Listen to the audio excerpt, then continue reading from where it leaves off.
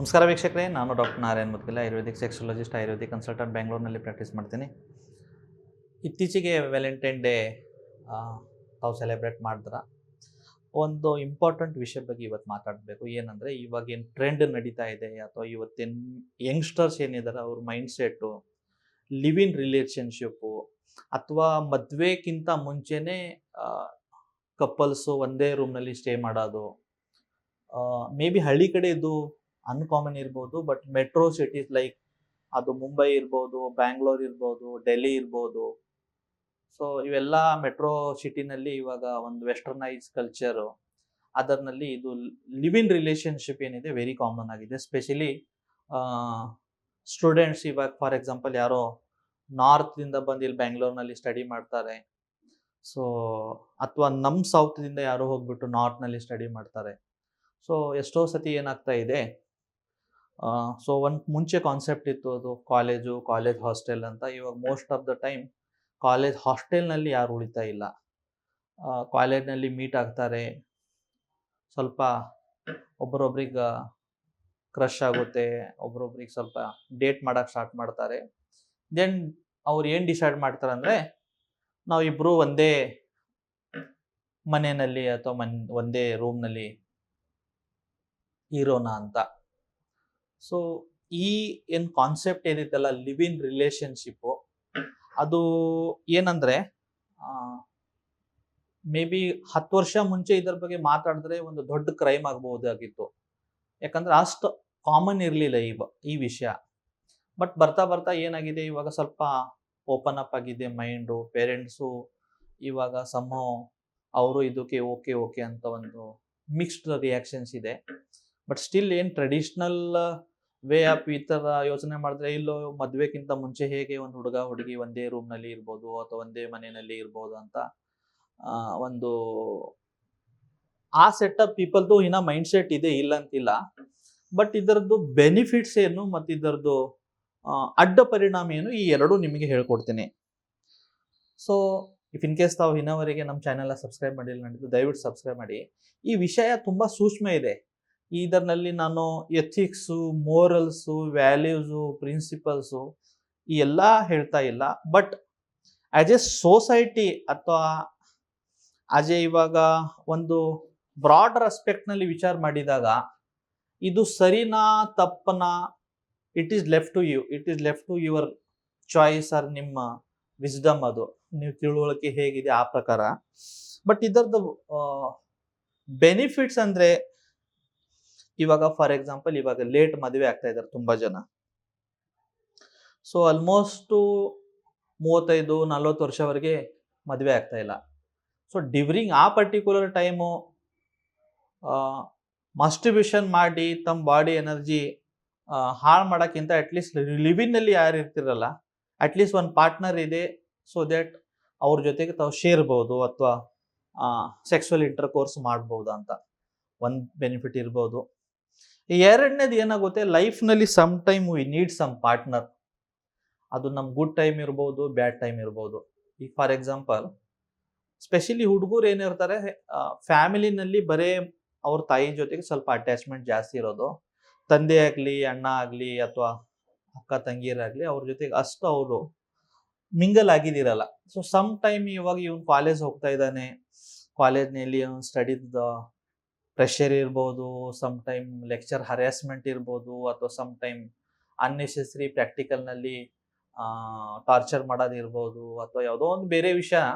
ಸಮ್ಹೋ ಇವನು ಇಮೋಷ್ನಲಿ ತುಂಬ drain out ಆಗಿಬಿಟ್ಟು, ಎಷ್ಟೋ ಸತಿ ಇವಾಗ ಇವೆಲ್ಲ IAS ಪ್ರಿಪ್ರೇಷನ್ಗೆ ಎಷ್ಟೋ ಜನ ಹುಡುಗರು ಉತ್ತರ ಕರ್ನಾಟಕದಿಂದ ಬೆಂಗಳೂರು ಬಂದಿದ್ದಿರ್ತಾರೆ, ಅಥವಾ ಎಷ್ಟೋ ಸತಿ ನಮ್ಮ ಹುಡುಗರು ಡೆಲ್ಲಿಗೆ ಹೋಗ್ತಾರೆ IAS ಕೋಚಿಂಗ್ ಮಾಡೋಕ್ಕೆ, ಕೋಟಾಗೆ ಹೋಗ್ತಾರೆ. ಆವಾಗ ಅವರು ಟ್ರೈ ಮಾಡ್ತಾರೆ, ಅಟೆಂಪ್ಟು ಕ್ಲಿಯರ್ ಆಗಲ್ಲ, ಅಟೆಂಪ್ಟ್ ಕ್ಲಿಯರ್ ಆಗಲ್ಲ. ಆ ಪರ್ಟಿಕ್ಯುಲರ್ ಟೈಮ್ನಲ್ಲಿ ಏನು ಅನಿಸುತ್ತೆ ಅವರಿಗೆ, ನಾನು ಫೇಲ್ಯೂರ್ ಆಗ್ತಾ ಇದ್ದೀನಿ, ನಾನು ಫೇಲ್ಯೂರ್ ಇದ್ದೀನಿ, ನನ್ನ ಕೈದಿಂದ ಆಗೋದೇ ಇಲ್ಲ ಅಂತ ಈ ಥರ ಒಂದು ನೆಗೆಟಿವ್ ಥಿಂಕ್ ಮಾಡಿಬಿಟ್ಟು ಏನು ಮಾಡ್ತಾರೆ, ಸ್ವಲ್ಪ ಹುಡುಗರು ಏನು ಮಾಡ್ತಾರೆ, ಸೂಸೈಡ್ ಅಟೆಂಪ್ಟ್ಗೆ ಹೋಗ್ತಾರೆ.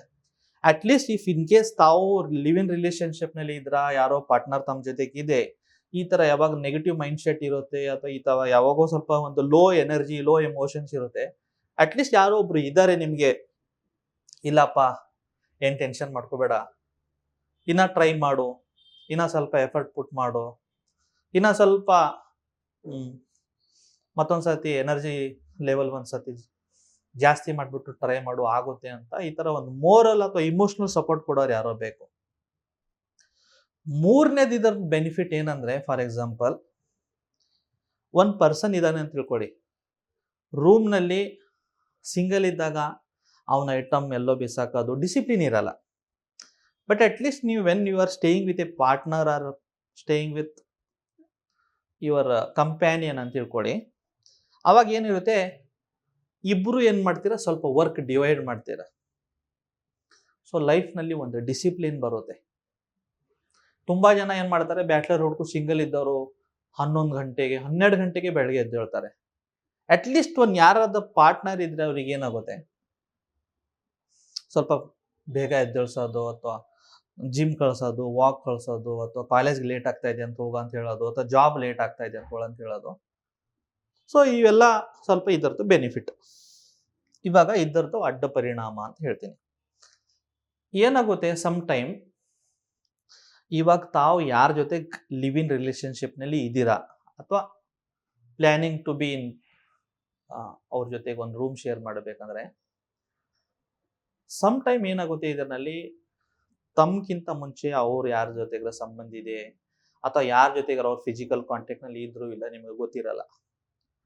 ಸೊ ಒಂದೊಂದ್ಸತಿ ಏನಾಗುತ್ತೆ, may be very rare chance, but ಏನಂದ್ರೆ there is a possibility of ಅವ್ರದಿಂದ ಏನಾದರೂ ಸೆಕ್ಸುವಲಿ ಟ್ರಾನ್ಸ್ಮಿಟೆಡ್ ಇಲ್ನೆಸ್ಸು ಬರೋದು ಪಾಸಿಬಿಲಿಟಿ ಇರುತ್ತೆ. ಒಂದು ಎರಡನೇದು, ಇನ್ನು ನಮ್ಮ ಇಂಡಿಯನ್ ಸೊಸೈಟಿ ಏನಿದೆಯಲ್ಲ ಅಷ್ಟು ಓಪನ್ ಅಪ್ ಇಲ್ಲ. ಆಲ್ದೋ ನೀವೊಂದು ಮನೆಯಲ್ಲಿ ರೆಂಟ್ ಕೊಟ್ಬಿಟ್ಟು ಇಬ್ರು ಉಳಿತಾ ಇದೆ ಅಂದ್ರೂ ಅಕ್ಕಪಕ್ಕ ಮನೆಯದವರು, ಸ್ಪೆಷಲಿ ಇವು ಆಂಟಿಗಳಿಗೆ ಒಂದು ಕೆಲಸ ಸಿಗ್ಬಿಡ್ತು, ಅಯ್ಯೋ 3ನೇ ಫ್ಲೋರ್ನಲ್ಲಿ ಯಾರೋ ಬಂದಿದ್ದಾರಂತಲ್ಲ, ಮದುವೆ ಆಗಿಲ್ಲ ಅಂತ ಹಾಗೆ ಉಳಿತಾ ಇದ್ದಾರೆ, ಹೆಂಗೆ ಕೊಟ್ಟರು ಓನರು, ನಮ್ಮೆಲ್ಲ ಮನೆಯಲ್ಲಿ ಮಕ್ಕಳಿದ್ದಾರೆ, ಅವ್ರ ಮೇಲೆ ಏನು ಸಂಸ್ಕಾರ ಹೋಗುತ್ತೆ. ಸೊ ಸೊಸೈಟಿನಲ್ಲಿ ಇದರ ಬಗ್ಗೆ ಏನಾಗುತ್ತೆ ಅಂದರೆ ಅನ್ನೆಸೆಸರಿ ಒಂದು ಗಾಸಿಪ್ ಸ್ಟಾರ್ಟ್ ಆಗ್ಬಿಡೋದೆ. ಅದರ ಜೊತೆಗೆ ಇವಾಗ ನೀವಿಬ್ರು ಒಂದೇ ರೂಮ್ನಲ್ಲಿ ಇರ್ತಾ ಇದ್ದೀರಾ ಅಂತ ತಿಳ್ಕೊಳ್ಳಿ, ಇಬ್ರು ಆ ರಿಲೇಶನ್ಶಿಪ್ನ 100% ವ್ಯಾಲ್ಯೂ ಕೊಡ್ತಾ ಇದ್ದೀರಾ, ಅಥವಾ 100% ಇಮೋಷನಲಿ ಅಟ್ಯಾಚ್ಮೆಂಟ್ ಇದೆ, ಫಿಸಿಕಲ್ ಅಟ್ಯಾಚ್ಮೆಂಟ್ ಇದೆ, ಸೈಕಾಲಜಿಕಲ್ ಒಂದು ಮೋರಲ್ ಸಪೋರ್ಟ್ ಇದೆ, that is well and good. But ಒಂದೊಂದ್ಸತಿ ಏನಾಗುತ್ತೆ, ಇದು ಪಾರ್ಟ್ನರ್ ಚೇಂಜ್ ಮಾಡೋದು ಇವಾಗ ಯಂಗ್ ಜನರೇಷನ್ ಅಲ್ಲಿ ವೆರಿ ಕಾಮನ್ ಆಗ್ಬಿಟ್ಟಿದೆ. ತಾವು ಆಲ್ರೆಡಿ ಯಾರ ಜೊತೆಗೆ ಲಿವ್ ಇನ್ ನಲ್ಲಿ ಇದ್ದೀರಾ, ಒಂದ್ 3-4 ತಿಂಗಳು ಆಯ್ತು, ಹುಡುಗಿನಿಗೆ ಹುಡುಗಿ ಬೋರ್ ಆಗಕ್ ಸ್ಟಾರ್ಟ್ ಆಗ್ತಾಳೆ, ಹುಡುಗಿಗೆ ಹುಡುಗ ಬೋರ್ ಆಗಕ್ ಸ್ಟಾರ್ಟ್ ಆಗ್ತಾನೆ. Then they start searching some other partner.